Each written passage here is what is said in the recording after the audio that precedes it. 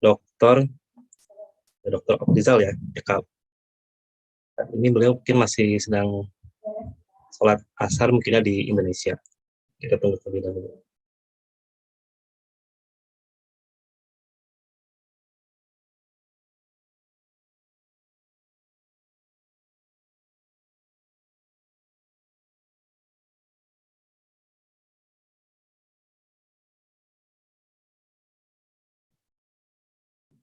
Baik, sambil menunggu, izinkan saya sedikit memaparkan kegiatan ini ya. Jadi kegiatan ini merupakan kegiatan yang diprakarsai oleh PCIM Jepang yang menggandeng PCIM se-Asia Timur, yaitu PCIM Korea Selatan, Tiongkok, dan Taiwan. Kemudian didukung juga organisasi Muslim di Jepang.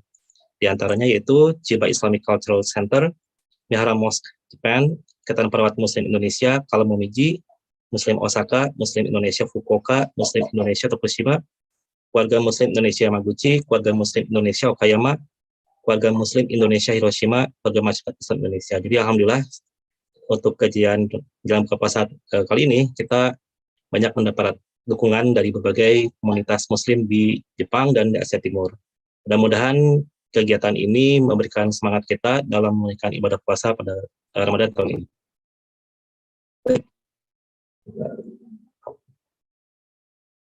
Ya, apakah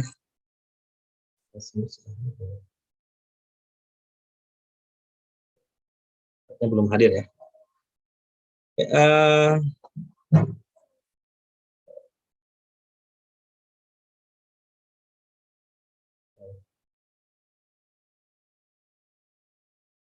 Kemudian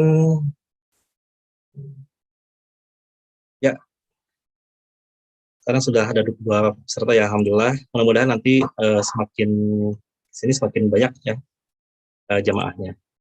Ya, jadi kegiatan ini merupakan pengajian yang seperti yang tadi saya sampaikan. Pengajian ini merupakan kegiatan yang didukung atau diselenggarakan oleh berbagai komunitas Muslim Jepang dan Asia Timur dengan komunitas Muslim lainnya di Jepang. Kemudian kegiatan ini diselenggarakan dimulai 4 April sampai penghujung Ramadan tahun ini. Jadi nanti insya Allah akan banyak sekali narasumber yang akan menyampaikan kajian-kajian Islami tentunya. Kemudian tampaknya ini ya, rasanya tidak lengkap kalau tidak menyapa ini ya Ketua PCIM Jepang ya, yaitu Mas Firdaus ya. Oke, Mas Firdaus merupakan Ketua PCIM Jepang saat ini gitu. Dan hari ini kita akan menerima atau mendengarkan sajian atau pengajian dari Dr. Okrizal Kaputra ya, dengan tema seni menahan emosi dalam rumah tangga. Kemudian untuk CV-nya, izinkan saya untuk sedikit membacakan CV beliau. Beliau merupakan salah satu staf pengajar atau dosen di Universitas Islam Negeri Sunan Kalijaga, Yogyakarta. Itu di program studi manajemen dakwah, Fakultas Dakwah dan Komunikasi, gitu ya. Kemudian untuk pendidikannya sendiri, beliau telah mengenyam pendidikan S1 di Universitas Al-Azhar, kemudian S2-nya di IAIN Syarif Hidayatullah, dan S3-nya di Universitas Islam Negeri Sunan Kalijaga. Gitu. Dan mudah-mudahan dengan mengikuti kegiatan ini kita semakin bersemangat dalam menunaikan ibadah puasa dan semakin dapat meningkatkan kualitas keimanan ketakwaan kita kepada Allah Subhanahu wa taala dan semakin semangat lagi untuk meraih ridhonya Allah, sehingga puasa tahun ini tidak hanya sekedar menahan lapar dan haus saja, tapi dapat mencapai derajat ketakwaan pada Allah Subhanahu wa taala. Oke, sejalan kali ya yang saya sampaikan. Kemudian kita tunggu saja Pak Okrizal Kaputra ya. Sudah hadir belum?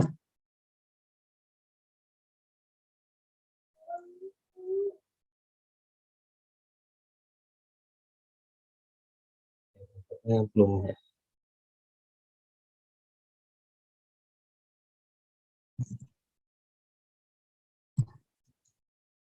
Oh, alhamdulillah sudah hadir Ustadz Okrizal Kaputra ya.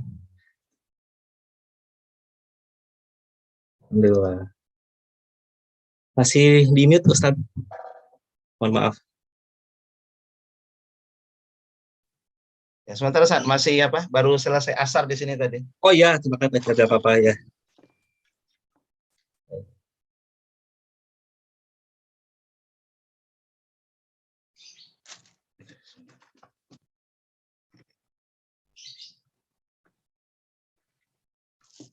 Bagaimana, sehat Ustadz di sana?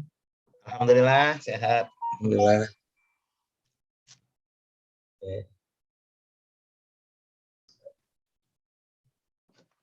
Jam berapa di sana sekarang, Sat? Sekarang jam 17.39, Ustadz. Oh, ada ini ya. Iya.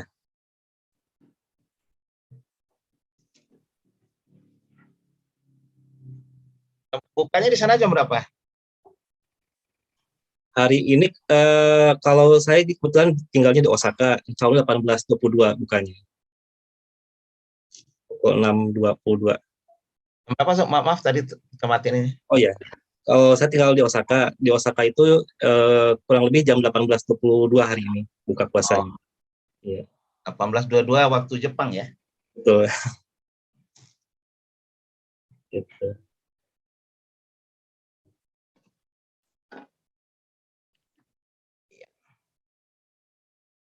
Baik, sudah bisa kita mulai barangkali Ustaz. Ya, siap. Enggak. Mohon maaf. Baik. Baiklah. Assalamualaikum warahmatullahi wabarakatuh. Waalaikumsalam. Alhamdulillahirabbil alamin wa bihi nasta'in wa ala umuri dunya waddin wa sallallahu ala sayyidina Muhammadin wa ala alihi washabihi ajmain. Puji syukur kepada Allah Subhanahu wa taala yang telah mengizinkan kita untuk sehingga kita bisa berkumpul meskipun dalam daring ya, secara daring. Mudah-mudahan tidak mengurangi semangat kita untuk meraih ilmu, khususnya ilmu agama di Ramadan ini.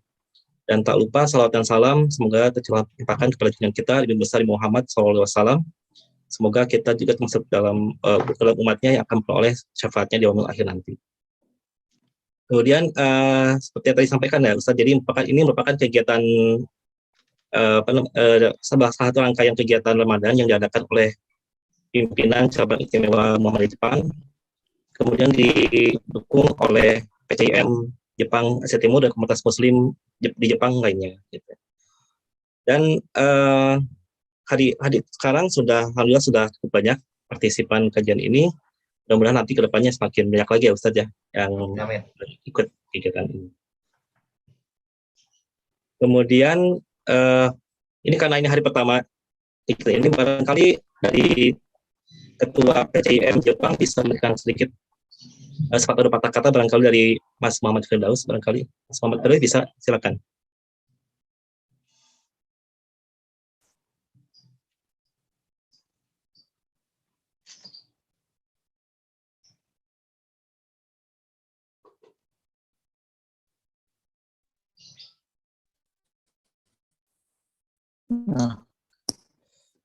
Assalamualaikum Mas. Maaf ini sebenarnya lagi di kantor. Oh iya. Jadi lagi di kantor. Jadi ya alhamdulillah ya. Pertama saya ucapkan assalamualaikum warahmatullahi wabarakatuh.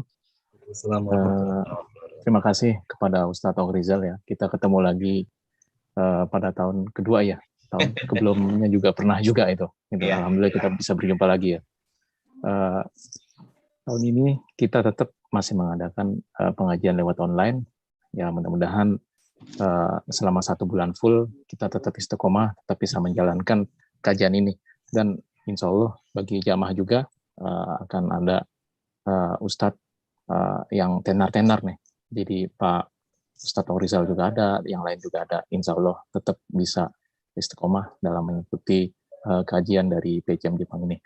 Mungkin dari saya sekian, itu aja, tidak terlalu banyak karena waktunya juga terlalu terbatas. Saya kembalikan kepada saudara moderator. Terima kasih. Sekian, Assalamualaikum warahmatullahi wabarakatuh. Assalamualaikum warahmatullahi wabarakatuh. Terima kasih Mas Firdaus atas sambutannya. Langsung saja kita masuk pada acara inti, yaitu kajian dalam buka. Dan ini Ustadz Okizal, mohon maaf waktunya karena singkat. Jadi kami waktu kurang lebih tapi kalau misalnya tanya jawab juga gitu. Baik, kami persilakan sampai waktu jamnya berapa sih? Kalau di Indonesia kurang lebih berarti jam 2 lebih 10 ya Ustaz.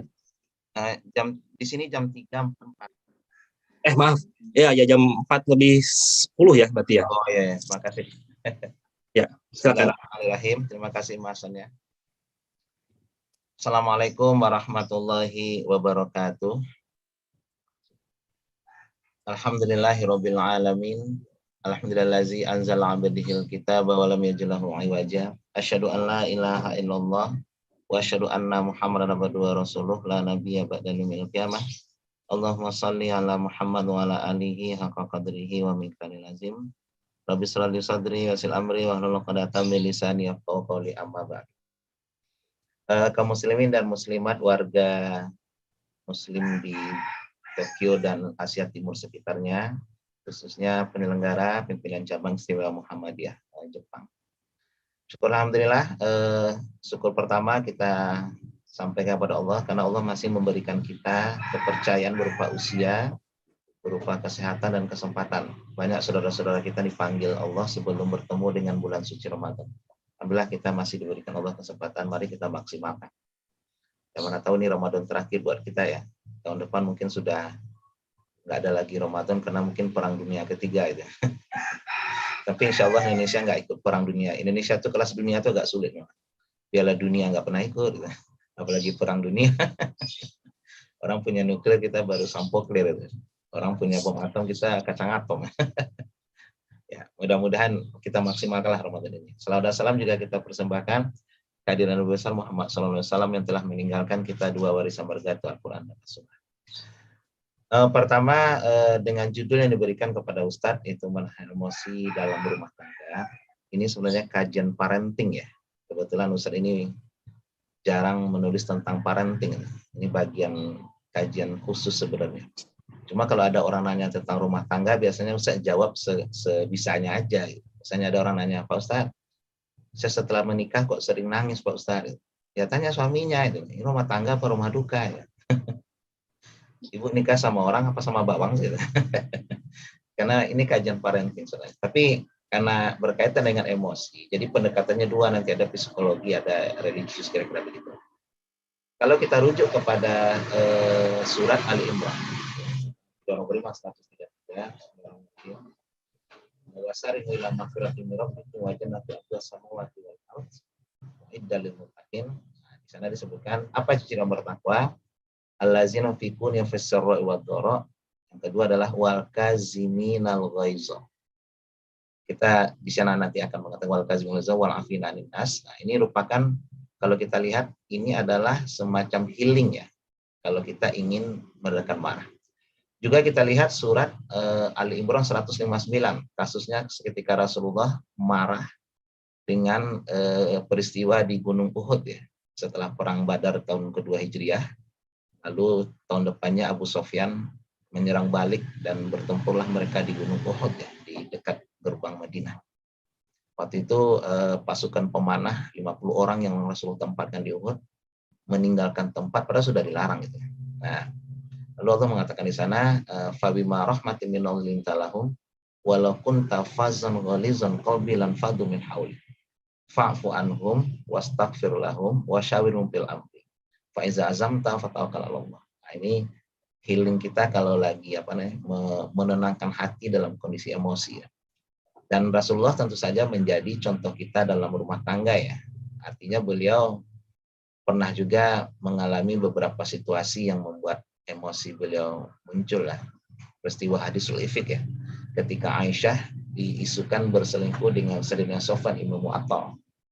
Jadi waktu perang Bani Mustalik ya, Bani Mustalik itu adalah suku yang Yahudi yang ada di Madinah. Ada Bani Nazir, Bani Quraizah, sama Bani Mustalik, itu semuanya melanggar perjanjian, makanya Rasulullah perang itu. Nah, sewaktu pulang, kebiasaan Rasulullah biasanya kalau beliau berangkat perang, itu istri itu beliau undi biasanya. Qur'ah dalam bahasa Arab, Qur'ah. Jadi kamu ikut perang besok enggak, Rasulullah diundi dulu, ikutlah Aisyah. Setelah perang, rupanya Aisyah diberikan kalung dari bunga oleh penduduk setempat karena berhasil mengalahkan Bani Mustalik dari Yahudi pada saat itu. Terus waktu istirahat di sebuah gurun, Aisyah ketiduran gitu. Akhirnya rantai ininya copot gitu. Dicarilah sama Aisyah. Kebetulan sahabat nggak tahu kalau Aisyah lagi nyari kalung. naiklah, akhirnya berangkat pasukan ke Madinah. Dikira Aisyah sudah masuk ke dalam punduk unta itu ya, rumah-rumah unta itu. Akhirnya ketinggalan Aisyah itu. Rupanya ada ketiduran juga, namanya Sayyidina Sofwan ibnu Mu'attal, sahabat Rasulullah. Melihat Ummahatul Mukminin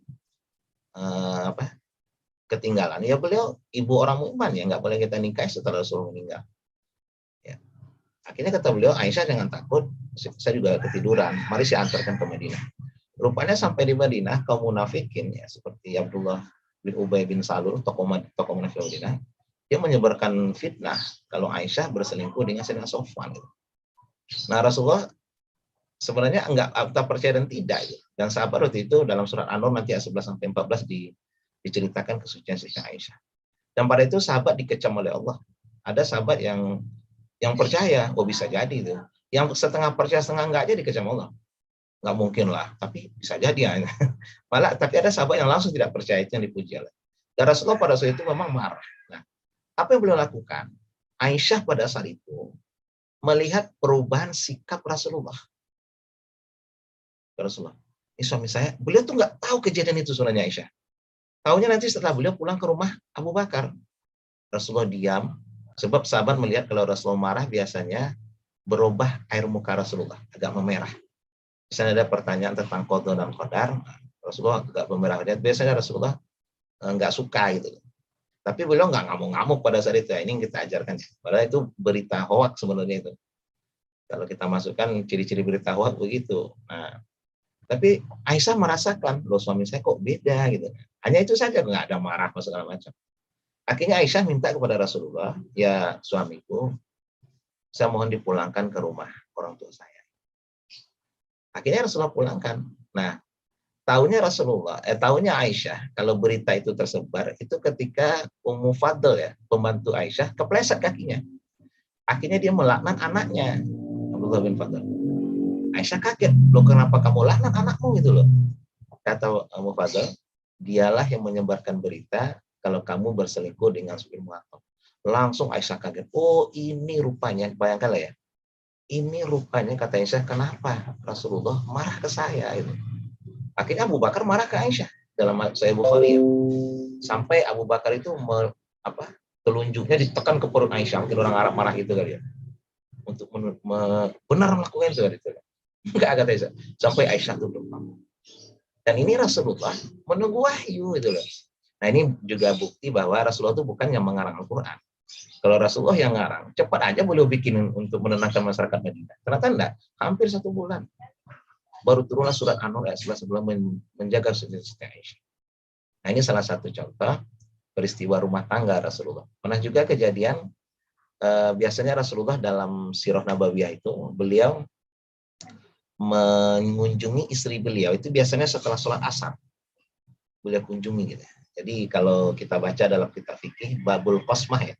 Jadi kalau kita mencari di kitab fikih bagaimana cara kita membagi kunjungan kepada istri. Di situ disebutkan bahwa Imam Ghazali juga mendukung pendapat ini. Kalau kita punya istri lebih dari 1, itu kita tidak boleh terpisah dari istri itu lebih daripada 3 malam gitu. Tinggal diatur aja waktunya. Dan dalam Islam al-qasam itu hanya kalau al-qasam nanti sumpah al-qasmu ya. Itu hanya sekedar berkunjung dan menggiliri gitu ya. Kalau masalah hubungan biologis itu memang tergantung hormon ya. Jadi kalaupun misalnya di sini 2 hari 2 kali berhubungan, di sini 2 hari 4 kali, itu tetap dianggap adil dalam Islam. Yang penting Rasulullah kebetulan beliau mengunjungi. Pernah kejadian suatu saat beliau agak lebih lama di salah satu kamar. Nanti kalau kita ke Madinah ya, mudah-mudahan belum dihilangkan. Ada nanti di belakang Raudhah itu kain berwarna hijau itu. Disitulah dulu istri Rasulullah 9 orang ditempatkan. Kamar-kamar begitu. Nah kebetulan di salah satu kamar, beliau agak lama gitu. Biasanya misalnya 15 menit. Tapi di kamar Siti Maimunah kok 20 menit gitu. Akhirnya Aisyah dengan beberapa istrinya cemburu. Akhirnya Rasulullah didiamin gitu. Rasulullah tuh nggak tahu sebenarnya itu kenapa pada marah sama saya. Ya, itulah Rasulullah seorang nabi ya. Karena beliau bisa aja nanya sama Jibril sebenarnya. Kasus Aisyah tadi ya dengan Sofwan ibnu Mu'attal, sebenarnya Rasulullah juga bisa nanya sebenarnya kepada kepada Jibril, benar nggak sih berita itu gitu loh. Pasti Jibril jawab enggak kok itu. Tapi beliau dengan beliau lebih pasif pada itu, menunggu wahyu gitu loh. Wahyu nggak turun-turun ini. Nah, Rasulullah, waktu Aisyah nanya ke Rasulullah, Rasulullah kami cemburu. Loh kenapa ya? Kenapa di kamar Maimunah atau salah satu istri kamu, kau lebih lama daripada kamar kami? Oh itu tuh kata Rasulullah. Kalian salah paham kata Rasulullah. Saya lebih lama di sana karena Maimunah menyediakan madu. Kesukaan saya, Rasulullah kan senangnya minum madu. Nah saya lebih lama, 5 menit itu menghabiskan madu yang disediakan oleh Maimunah. Kalian mungkin nggak nyiapin madu. Oh itu kata Aisyah. Jadi maknanya di sini juga ajar kepada kita menyiapkan minuman kesukaan suami ya kalau ada suami datang atau suami di rumah kira-kira begitulah. Nah dari situ kita bisa belajar dari ayat tadi kita belajar bahwa wal kaziminal ghaizo, kazim itu maknanya sebenarnya adalah menyembunyikan. Nabi Yakub ketika kehilangan Nabi Yusuf itu kan beliau dianggap kazim. Ilmu kedokteran sudah membuktikan bahwa ternyata kalau orang terlalu sedih itu bukan buta sebenarnya, bukan buta ya itu yang hitam itu bisa ke belakang, jadi matanya muter gitu, matanya muter. Makanya nanti setelah Yusuf ditemukan dilempar baju Yusuf karena saking senangnya mata tuh balik lagi ke depan, itu bukan buta sebenarnya, itu hanya pembalikan kalau kita baca dalam beberapa dokumen ya tentang bercerita tentang Nabi Yakub. Jadi karena selalu sedihnya Nabi Yakub, nangis terus, emosinya pada waktu memang emosinya bukan hanya marah ya, nangis juga termasuk emosi itu akan berbalik gitu matanya. Jadi, nah begitu nanti Yusuf ketemu itu kazina. Dalam surah Ali Imran tadi Allah mengatakan wal kaziminal ghaiz, bukan tidak boleh kita marah. Marah itu kan salah satu bagian daripada nafsu gitu ya. Marah, sedih, tertawa, itu kan bagian daripada emosional kita. Saya lihat orang nangis, kita juga ikut nangis, itu kan emosional kita. Tapi karena emosi itu lebih ke marah, itu kaziminal ghaiz. Jadi boleh kita marah ya, tapi pertama tentu alasannya harus tepat ya. Jadi kalau menurut beberapa tulisan yang kita baca, marah itu sebenarnya dibolehkan. Pertama syaratnya adalah alasannya harus tepat. Jadi nggak boleh juga nggak marah tuh. Misalnya agama kita dihina, ya marah dong. Kalau masa Nabi dihina ente nggak marah gitu ya. Imannya dipertanyakan itu. Ya. Islam dihina seharusnya marah dong. Gitu. Islam dihina itu kan kita harus marah. Quran dihina. Makanya banyak teman-teman kita ketika Perancis kemarin ya presidennya itu menghina Rasulullah, akhirnya ya udah terjadilah penolakan di seluruh negara gitu ya. Itu bukan radikal sebenarnya. Tapi marah di sini nanti ada aturannya ya, yang sesuai syar'i lah, yang tidak merusak gitu. Masa yang kita marah sama Perancis yang dirusak Indonesia kan nggak lucu gitu. Jadi misalnya memboikot produknya gitu ya. Memboikot produknya atau membuat surat keberatan kepada kedutaannya, atau misalnya duta besar Perancis di di Jakarta dipanggil sama Deplu misalnya gitu ya, mengklarifikasi misalnya gitu. Ya kalaupun demo nanti di kedutaan Prancis ya demo yang aman lah kira-kira begitu. Nah ini kan salah satu contoh ya dalam kita. Jadi marah itu sebenarnya asal alasannya tepat silakan. Rasulullah saja berapa kali penyerangan Bani Qainuqa itu kan gara-gara orang Yahudi Qainuqa itu mempermainkan seorang muslimah. Dia disuruh waktu itu buka jilbab. Lalu perempuan tuh marah gitu. Akhirnya dia pergi. Rupanya orang Qainuqa membuat sebuah besi menarik pakaiannya muslimah tersebut, robeklah. Mereka tertawa rame-rame. Seorang sahabat lewat gitu loh. Akhirnya berkelahi pada saat itu, meninggallah sahabat itu. Sampai beritanya ke Rasulullah, Rasulullah langsung marah, Rasulullah ngumpul pasukan dikepunglah Bani Qainuqa. Sampai mereka minta maaf. Rasulullah minta serahkan orang yang membunuh ini. Akhirnya mereka menyerah pada saat itu. Akhirnya mereka diusir dari Madinah. Padahal dengan Bani Nazir juga begitu. Itu kan benteng Khaybar itu. Setelah Rasulullah pulang dari Fathul Makkah kan dikepung itu, Khaybar itu. Kayak itu gara-gara mereka ingin menyerang Rasulullah, sebab orang Yahudi Madinah itu. Jadi Yahudi di Madinah itu kan sudah lama sebenarnya. Mereka tinggal tuh di Khibar dan di kota Madinah lalu Yasrib. Bahkan mereka sudah menunggu kedatangan Nabi terakhir. Mereka sudah keluar-keluar itu Yahudi kepada Romawi bahwa akan datang nanti Nabi akhir zaman gitu. Itu salah satu. Jadi Rasulullah itu kalau memang agama beliau dihina, beliau marah. Gitu. Umat Islam dihina, beliau marah. Bahkan yang paling cerita yang paling masyhur di sirah ya, tentang seorang khalifah di Bani Abbasiyah, Mu'tasim. Jadi sama kasusnya, ada seorang perempuan dipermainkan oleh tentara Romawi kalau tidak salah pada waktu itu. Sama jilbabnya diapa-apakan gitu. Mu'tasim dengar gitu. Makanya kebetulan ditangkaplah perempuan itu karena dia menampar tentara Romawi. Akhirnya kedengaran sama Mu'tasim, dia ngirim surat kepada Raja Romawi pada saat itu. Apa kata Mu'tasim? Ini saya baca begitu dalam apanya, dalam dokumennya. Wahai kalian anjing Romawi, dia kata-kata. Saya baca itu agak kasar emang. Wahai kalian anjing Romawi, tolong kembalikan perempuan itu ke saya, kata Mu'tasim. Kalau tidak, saya akan jemput sendiri dengan pasukan saya.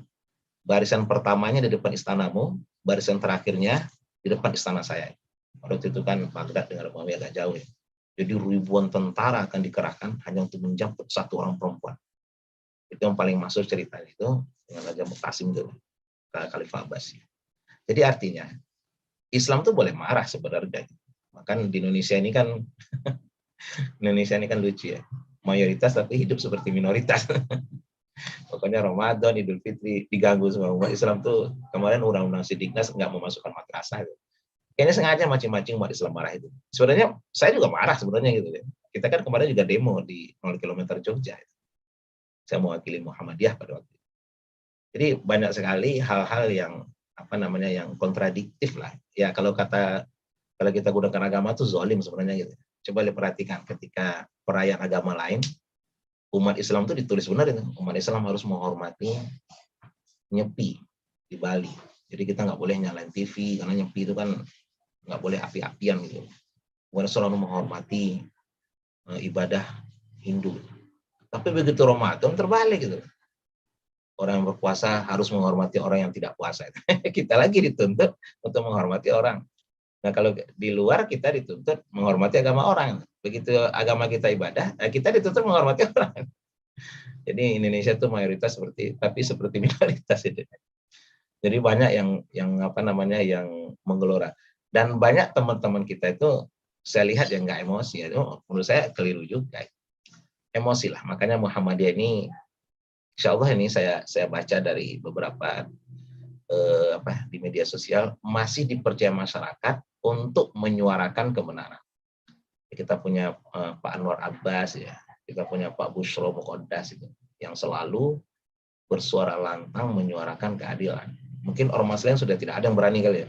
Kalau Muhammadiyah masih diperhitungkan oleh masyarakat untuk menyuarakan. Makanya kalau ada kejadian-kejadian seperti kemarin kasus Siono ya, istrinya meminta tolong kepada Muhammadiyah. Kemarin ada lagi kasus yang meminta kepada LBH, termasuk kasus Aris Azhar ya, dengan melawan Luhut pada waktu itu karena dia tersangka, dia minta kepada LBH Muhammadiyah. Ini kan bagi saya, Haris itu kan bukan kader Muhammadiyah itu, tapi kenapa dia mempercayakan kepada LBH Muhammadiyah? Bukan LBH yang lain ini kan menurut saya salah satu kontennya masyarakat itu masih percaya bahwa maaf ya, ini bukan kita membanggakan ormas kita, bahwa Muhammadiyah itu masih satu-satunya ormas yang masih amar ma'ruf nahi mungkar itu masih terjaga dan tidak terlalu Muhammadiyah itu tidak terlalu dekat dengan pemerintah, tidak terlalu jauh juga. Kalau yang setuju dengan jalannya kita bernegara ya didukung gitu. Tapi kalau yang tidak ya kita bersuara gitu ya. Dan ormas lain kan samina wa ta'ana kepada ulil amri. Makanya Muhammadiyah masih percaya. Jadi pertama ya, boleh kita marah, tapi alasannya harus tepat. Agama dihina kita marah dong. Kalau nggak marah berarti kita nggak punya iman dong. Masa agamanya, kalau zaman dulu kasus seperti ini gitu. Misalnya sedikit saya komentari tentang Rusia Ukraina ya. Saya lihat netizen Indonesia itu kan terbelah. Tapi lebih banyak mendukung Rusia gitu. Urah gitu. Dia nggak tahu perang itu apa gitu. Tapi alasan yang saya perhatikan ya, ini kesimpulan saya saja. Pertama, ada keterwakilan emosi dengan Putin itu saya lihat. Nggak ada ilmu psikologi itu namanya keterwakilan emosi. Jadi kita marah kepada Israel gitu, tapi kita nggak bisa ngapa-ngapain. Nah, kita ada negara yang berani kepada Yahudi, nah kita merasa terwakili emosi kita. Makanya orang dukung Putin itu. Padahal Putin itu kan ya bisa dikategorikan penjahat perang gitu ya, tapi ya ini karena Ukraina itu presidennya kan Yahudi. Zelensky itu kan keturunan Yahudi. Nah, dulu kakeknya 4 orang itu kan 3 meninggal Holocaust, peristiwa Holocaust Nazi itu. Satu yang selamat, itulah kakeknya Zelensky itu. Nah, Yahudi banyak berdomisili, bahkan patung Holocaust saja ada itu ya, ada di Ukraina yang kemarin dirudal sama Rusia. Nah, Putin ini kayaknya mewakili umat Islam. Jadi apa yang dirasakan sama orang Ukraina itu sudah dirasakan oleh Palestina 70 tahun yang lalu. Jadi kita katakan kepada Barat ini kan humanisnya hanya kepada NATO, PBB, dan negara Barat saja. Sedangkan kemanusiaan itu nggak berlaku bagi yang di luar mereka. Gitu. Ini kan mata dunia sudah terbuka seharusnya. Gitu. Jadi apa yang dirasakan? Jadi orang Ukraina itu sekarang ya, mereka ketakutan, kelaparan, rumah hancur, mengungsi. Itu 70 tahun sudah dirasakan oleh orang Palestina. Kemana Israel? Kemana PBB NATO selama ini? Gitu. Nah, ini keterwakilan begitu. Yang kedua, Putin ini kayaknya menurut saya agak apa ya, kepada Islam agak humanis lah. Bahkan masih terbesar di Rusia itu kan di Eropa kan di Rusia. Vladimir Erdogan, Putin sama Mahmud Abbas dulu yang meresmikan gitu. LGBT nggak boleh di Rusia. Bahkan di Rusia itu nggak boleh menghina Nabi Muhammad gitu. Itu saya baca di dokumen. Nggak boleh menghina Islam, Islamofobia tidak boleh. Kan tidak pernah Rusia selama ini. Yang terkenal kan cuma Denmark sama Prancis yang bikin Joyland poster itu. Apa namanya, tulisan-tulisan di jurnal-jurnal itu. Kalau Rusia kayaknya belum pernah. Nah, kemarin ada satu yang saya lihat di video itu, bagaimana Putin itu lebih berpihak. Kemarin Vladimir Putin itu mengeluarkan daftar 17 negara-negara yang tidak bersahabat dengan Rusia. Bahasanya begitu. Pertama Amerika dong, Inggris, Prancis, Jerman, Denmark, pokoknya adalah tidak ada negara Israel gitu. Nah, ini jawaban Putin itu agak keren sekali. Tidak masuk negara Israel. Lalu orang nanya, Pak Presiden, kenapa Israel tidak dimasukkan negara yang tidak menyukai Rusia? Jawaban Putin kalau tidak salah begini, dikatakan, saya tidak menganggap Israel itu negara. Israel itu bukan negara. Yang negara di sana itu Palestina. Ini kan agak menghibur umat Islam jawaban Putin ini. Jadi Israel itu bukan negara, jadi nggak saya masukkan. Negara di sana itu Palestina dan dia tidak bermusuhan dengan Rusia. Makanya orang Indonesia semangat ini, urai. Apalagi kalau pada perang dunia ketiga aja, perang segini saja, BBM di Indonesia sudah naik gitu loh. Apalagi nanti perang dunia ketiga. Tapi netizen Indonesia kayaknya nggak sampai ke situ, dia berpikirnya. Pokoknya dia emosinya terwakili gitu ya. Pokoknya semangat, urai. Berarti dia nggak tahu kalau perang dunia terjadi, seluruh bahan makanan nanti akan mahal semua. Sekarang aja pertama sudah naik, pertalite menyusul, gas 3 kilogram aja nanti naik lagi gitu. Tapi kayaknya Indonesia nggak sampai ke sana berpikir netizen. Pokoknya pragmatis saja melihat itu ya senang gitu. Jadi pertama alasan kita harus jelas. Yang kedua, marah kita tuh harus dengan kepada orang yang tepat. Gitu. Nggak boleh kita ngamuk-ngamuk kepada yang tidak tepat. Itu marah yang dibolehkan. Yang ketiga, dengan kadar yang tepat. Nah, ini. Jadi marah itu harus ada kadarnya gitu. Kadarnya tuh qadiru bi qadriha kalau dalam. Jadi misalnya kita marah kepada anak gitu ya. Bahkan Umar bin Khattab saja dalam kisah sahabat itu beliau mengatakan orang yang menggantungkan cemeti ya, pemukul onta itu untuk menghukum anaknya, selama itu tergantung rumah itu diberkahi Allah. Artinya apa? Dalam konteks memukul itu kan sebenarnya dalam Quran dijelaskan dalam surah An-Nisa 34 ya. Fa in khiftum fa'izuhunna. Apabila kalian takut istri kalian itu nusyuz itu sebenarnya durhaka sebenarnya bahasanya dalam bahasa Quran. Fa'izuhunna. Jadi nasihati dulu istrimu kata Allah. Kalau tidak mempan, wahjuruhunna fil madajir. Pisah ranjang. Tapi jangan tinggalkan rumah. Ini hebat sekali. Allah mengajarkan kita berumah tangga ya. Kalau istri kita misalnya punya kebiasaan yang kurang kita suka, izuhunna.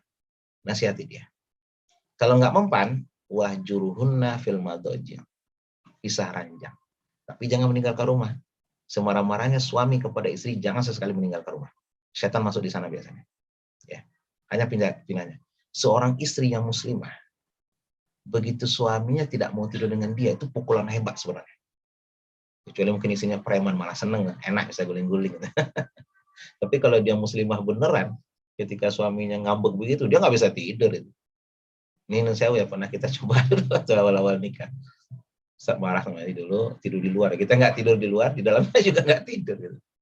Yang ini. Gitu. Nah, kalau nggak mempan juga, wadribuhunna. Nah, kata-kata wadribuhunna itu ada dalam Al-Quran. Nah, ini yang diserang sama orientalis ini. Oh, Islam itu boleh memukul istri gitu. Ya memang dibolehkan, tapi cara memukulnya hadis yang menjelaskan. Kata Rasulullah terlarang memukul di bagian wajah. Gitu. Ya, kalaupun memukul bukan kayak mukulin maling gitu. Rasulullah sendiri sebagai contoh nggak pernah beliau semarah-marahnya beliau sama istri beliau cuma diam. Rasulullah tuh kalau marah biasanya diam. Ya. Waktu kejadian Uhud itu kan sahabat ketakutan sebenarnya. Semua Rasulullah diam saja gitu. Kata mereka, aduh, ini kalau Rasulullah doa azab selesai. Gitu. Tapi malah Rasulullah yang ditegur sama Allah, bayangkan. Padahal itu kesalahan sahabat. Dan Rasulullah wajar marah. Beliau panglima perang. Pokoknya kata Rasulullah kepada 50 pemanah itu, kalian di sini jangan tinggalkan gunung ini apapun yang terjadi. Ternyata pasukan Abu Sufyan dan Khalid bin Walid, itu kan Khalid bin Walid belum masuk Islam, dia masuknya tahun ke-6 Hijriah. Masih berhadapan dengan Rasulullah waktu itu Khalid bin Walid. Akhirnya mereka bikin tipuan, pura-pura kalah, harta rampasan perang ditinggalkan, lalu mereka berputar ke belakang. Sahabat Rasulullah mengira mereka sudah kalah. Akhirnya apa? Mereka turun dari gunung, mengumpulkan ghanimah pada saat itu. Rupanya orang Quraisy berbalik dari belakang gunung, berada di atas sampai Rasulullah luka pada saat itu. Nah, sebagai panglima perang wajar Rasulullah marah. Masa nggak marah pasukannya? Kalau dalam militer tuh sudah dihukum mati. Minimal dipecat dengan tidak hormat. Gitu. Berani melawan atasan. Ya, tapi Rasulullah marah aja kan, muka beliau merah. Belum nggak ngomong-ngomong, diam saja. Sahabat sudah ketakutan pada saat itu. Ini kalau Rasulullah doakan azab selesai gitu nih. Dilalahe malah Rasulullah ditegur. Fabima rahmatin minallah lintalahu. Ya Muhammad. Dengan rahmat Allah yang banyak kepadamu, berlemah lembutlah kepada mereka. Walaupun tafazal ghalizal qalbi. Kalau kau terus begini, ya hatimu, qalbi itu fazal ghalizal qalbi itu artinya hatimu keras begini, nahan marah terus. Lan fadu min haulik. Mereka nanti akan lari daripada ya Rasulullah. Fa'fu anhu. Maafkanlah mereka. Malah Rasulullah ditegur, padahal yang salah sahabat gitu, bayangkan ya. Begitu uniknya cerita begitu. Wastaghfir lahum. Jadi dua yang kita, kalau kita marah kepada seseorang, misalnya ada yang menyakiti kita di kantor, kampus, segala macam lah gitu ya. Saya rasa kita pernah merasakan itu semua. Pertama yang itulah maafkan mereka. Yang kedua, minta ampun. Ini memang ngomong enak loh ya. Ini ngomong enak. Kita senggolan di jalan, dia yang salah, dia yang ngotot gitu. Dia yang marah gitu biasanya. Tapi itu kan gondok banget gitu. Bisa nggak kita memaafkan? Ya. Kalau sudah memaafkan bisa. Tapi kedua yang berat ini apa? Wastaghfirullah. Minta maaf untuk mereka. Ini berat ini. Kalau bukan hati-hati yang bening susah ini. Dia sudah salah, dia ngotot. Ya. Seharusnya dia yang minta maaf, kita malah maafin. Terus kata Allah, wastaghfirullah. Minta maafunlah untuk mereka. Allah ampuni saudara saya. Tidak keliru bayangkan. Tapi kalau nggak begitu, kita akan dipendam dendam terus. Darah kita tambah naik, gula kita tambah naik gitu loh. Jadi untuk menghilangkan emosi seperti itu, memang caranya diajarkan oleh Allah berdua itu, fa'fuan wastaghfirullah. Apalagi dalam rumah tangga gitu ya. Saya rasa mungkin kita sebagai suami ya, kalau istri mungkin jaranglah marah, cuma gondok dikit aja deh. Kalau suami itu kan sering saja dulu waktu pertama-tama nikah kan karena masih perkenalan ya, nah, itu sering terjadi seperti itu. Jadi karena waktu kita terbatas ya, Ustadz belum bisa ngomong banyak. Intinya wal kaziminal ghaiza. Tadi kesimpulannya ya, marah boleh, alasannya tepat, kepada orang yang tepat, dan dengan kadar yang tepat, dan tidak merugikan diri sendiri dan orang lain. Itu silakan. 4 rumus itu yang kita perkenalkan. Oke, terima kasih. Kita kembalikan ke Mas Sonda. Assalamualaikum warahmatullahi wabarakatuh. Assalamualaikum warahmatullahi wabarakatuh. Terima kasih Ustadz Rizal atas pemaparannya.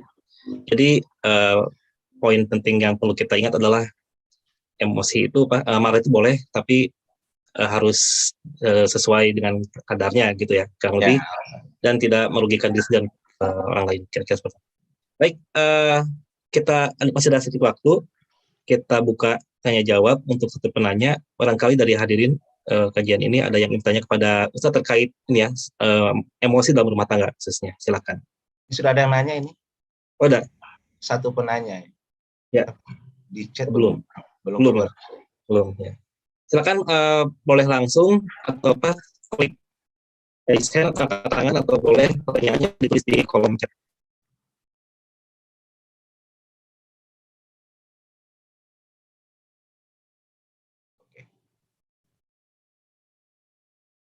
Belum ada ya? Sekarang di sana sudah jam 5 saja. Beda berapa jam Jepang dengan Jogja ini? 2 jam. Oh, 2 jam. Berarti sana udah jam 6.15 ya? Betul ya. Sebentar lagi kalau di sana ya. Kalau tidak ada, mungkin dari saya saja Ustaz ya, boleh? Silakan. Ini khususnya apa ya? Ini beberapa tahun belakang itu seringkali laki-laki itu menjadi apa ya, semacam bulan-bulanan gitu ya. Misalnya laki-laki selalu salah gitu. Iya. Tapi memang itu juga menjadi tantangan gitu ya, khususnya untuk para suami ketika menghadapi problematika rumah tangga gitu. Jadi memang tepatnya juga sebagai kepala rumah tangga, suami juga harus menjadi apa ya, imam yang baik gitu saja.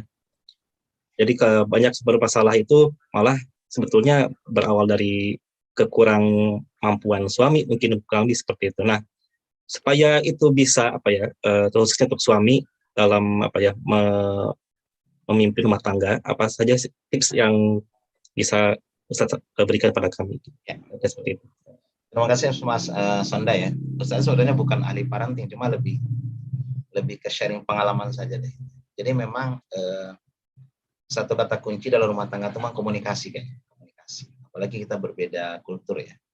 Karena Ustaz orang Sumatera, istri gue orang Jawa. Jadi Ustaznya anggota Persija, Persatuan Suami Sumatera Istri Jawa. Persija.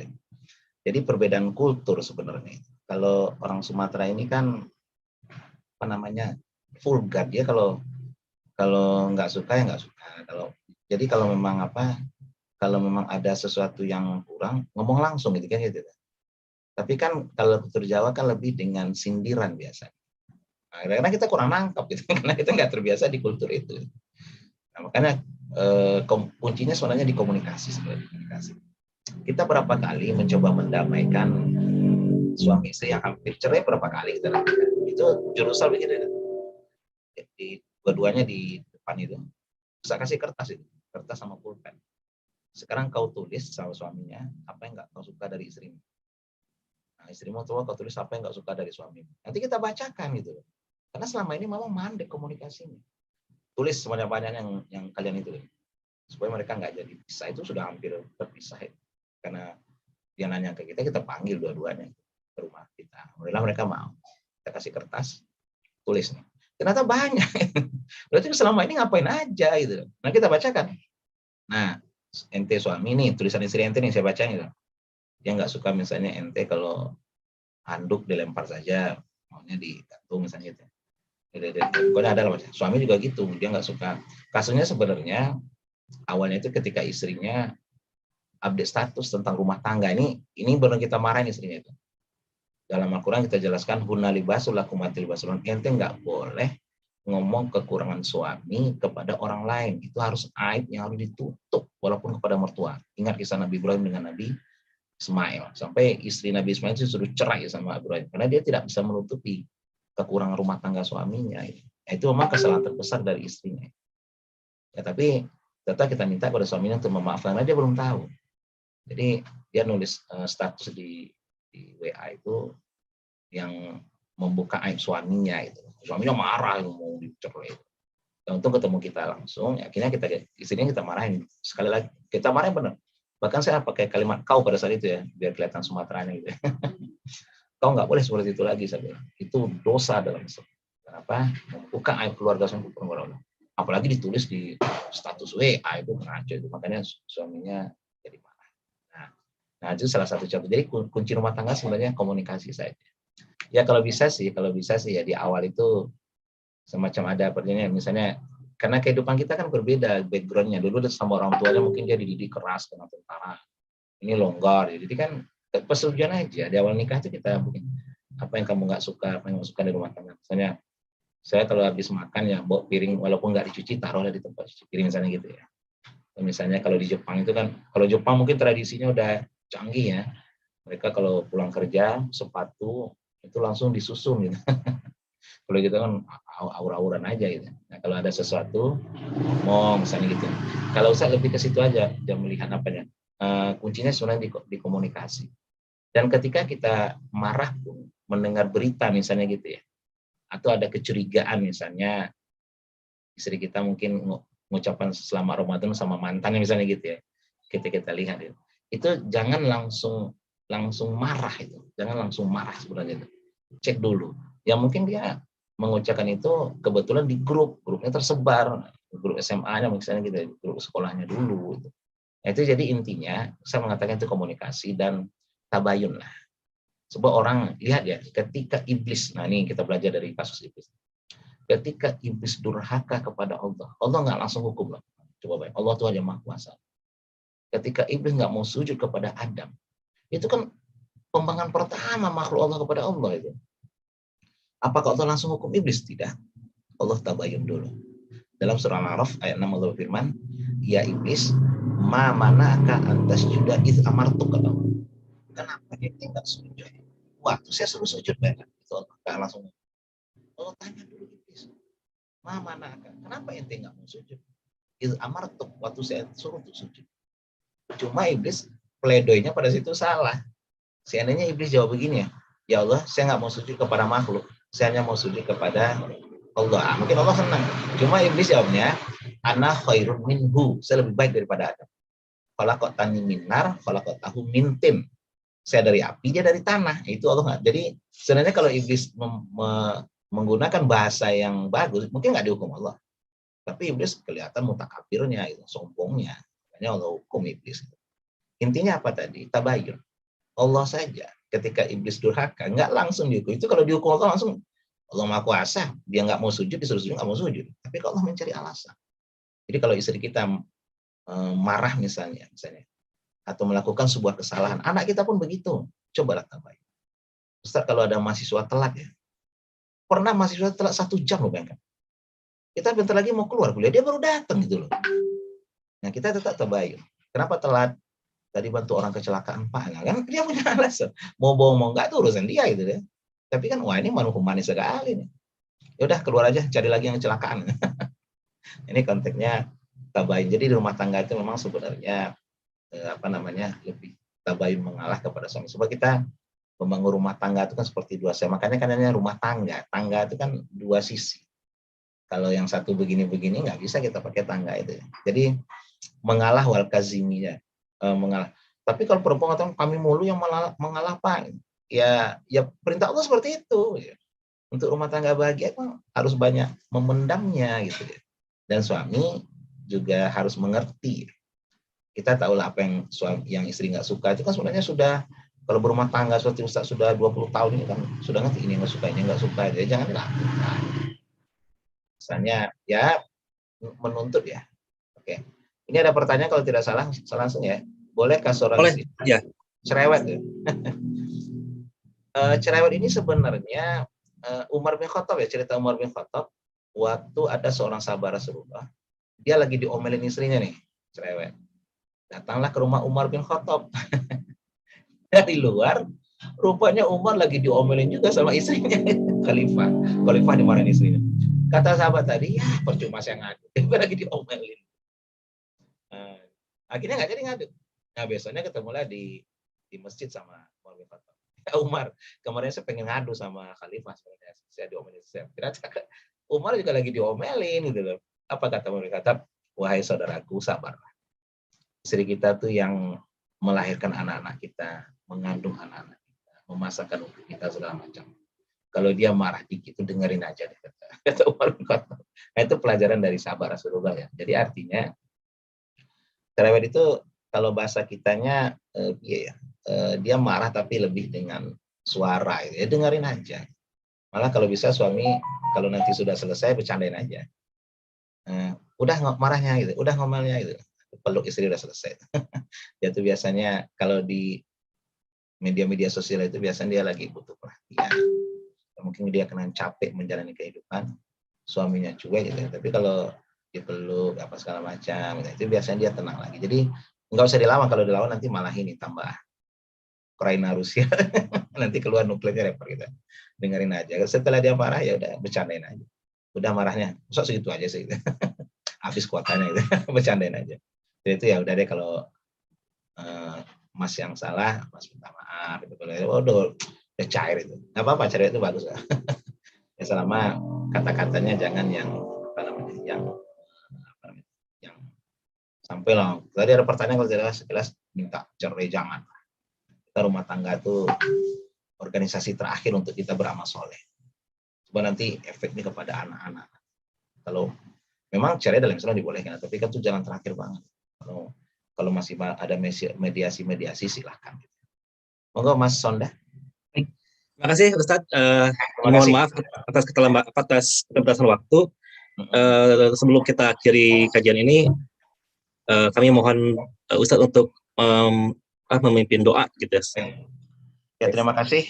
Kita berdoa kepada Allah hari ini supaya Allah mengampuni dosa-dosa kita, menambah amal kita, dan cepat mengangkat wabah di negeri kita ini ya, sehingga kita bisa tahu. A'udzubillahi minasyaitonirrajim. Bismillahirrahmanirrahim. Alhamdulillahirabbil alamin. Asyhadu an la ilaha illallah. Allahumma inni as'aluka salamatan fid din wa afiatan fil jasad wa barakatan fil rizqi wa ziyadatan fil ilmi wa rahmatan indal maut wa maghfiratan ba'da wa hawid ala nafi sakaratul maut. Rabbana zalamna anfusana wa illam taghfir lana lanakunanna minal khasirin. Rabbana la tuzigh qulubana ba'da idh hadaitana wa hab lana min ladunka rahmah innaka antal wahhab. Allahumma taqabbal minna salatana wa siyamana wa du'aana wa rukudana wa sujudana wa tamim taksira mahamar rahimin. Allahumma aini ala zikrika wa syukrika wa lausimulat. Rabbana hablana min azwajina wa zurriyatina qurratan lil muttaqin imama. Allahumma al-haqqa haqqa warzuqna tiwanal batila batila sunnatillah. Rabbana salkan nafsal mutmainnah tu'minu bil liqa'ika wa tarda bi qada'ika wa tanabitaka. Rabbana atina fid dunya hasanah wa fil akhirati hasanah. Subhana rabbika rabbil izzati amma yasifun wa salamun alal mursalin walhamdulillahi rabbil alamin. Terima kasih. Mohon maaf. Assalamualaikum warahmatullahi wabarakatuh. Waalaikumsalam warahmatullahi wabarakatuh. Terima kasih kami ucapkan pada Ustadz Rizal Kaputra atas ilmu yang bermanfaat. Mudah-mudahan ini juga jadi ingat bagi kita semua supaya kita tetap menahan emosi, menjaga emosi kita dalam rumah tangga dan